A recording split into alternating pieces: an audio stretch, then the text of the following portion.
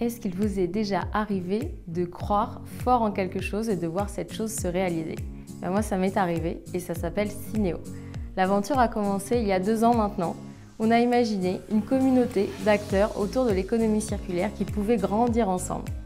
Et un lieu pour accueillir tous ces acteurs, tous leurs produits, tout ce qu'ils font au quotidien, appelé les centres techniques. Et c'est ce centre technique que l'on a mis en œuvre et en scène pour la première fois dans le centre SNCF des Ardoines.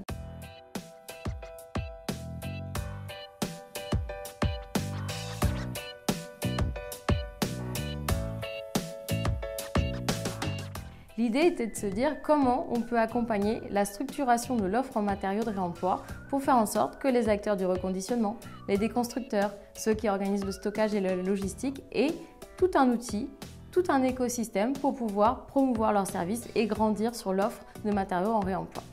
Donc Syneo, c'est à la fois une communauté que l'on rejoint pour partager de l'expérience, pour participer à des événements, pour mettre en ligne ses gisements ou ses matériaux reconditionnés, mais aussi pour partager son savoir et ses retours d'expérience autour d'un journal qui s'appelle La Circulaire.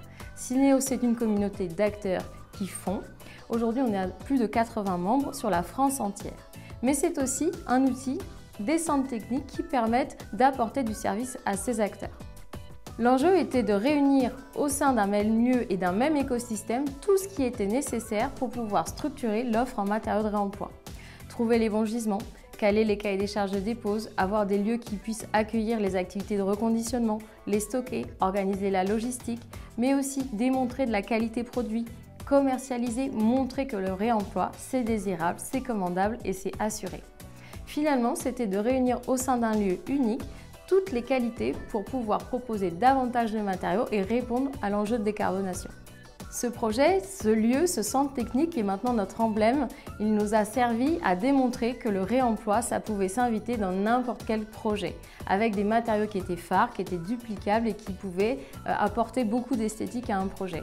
Donc on a, dès le démarrage des travaux pour remettre le Technicentre que l'on occupe aujourd'hui au standard actuel, intégré auprès de l'équipe travaux et auprès de la maîtrise d'œuvre tous les enjeux de la circularité, tous les matériaux qu'on souhaitait intégrer et aussi qu'on allait présenter finalement au quotidien dans le cadre de ce lieu qui est unique et très visité. Donc pour nous, à la fois, c'est un outil de travail, ce centre, mais c'est aussi un lieu démonstrateur qui inspire les autres projets et qui montre que c'est possible.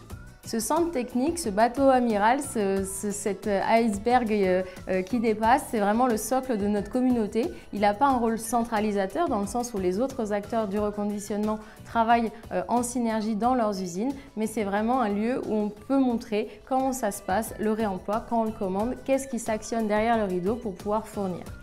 C'est un centre qu'on exploite depuis plus d'1 an maintenant, qui nous a beaucoup appris et qui nous permet aujourd'hui d'ouvrir un 2e centre à Nantes et aussi de se projeter France entière sur l'ouverture de 10 prochains centres techniques Syneo.